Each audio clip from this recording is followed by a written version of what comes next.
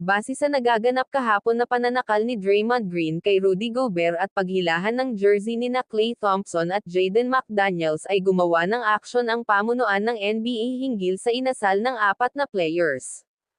Kinonsulta ng NBA ang dalawang teams at mga executive nito at pati mga referee officials ng NBA at inimbestigahan nila ng maigi ang insidenteng ito. Base sa video at mga referee na nasa incident mismo. Nagpalabas na ang NBA League about sa sanctions ng apat na players na involved na kung saan magmumulta ang tatlong players na sina Rudy Gobert, Klay Thompson at Jaden McDaniels ng tig $25,000 each. Samantalang si Draymond Green ay suspendido ng 5 laro at makakaltasan ang sahod niya sa Golden State Warriors ng $769,000 kaugnay ng pananakal niya kay Rudy Gobert.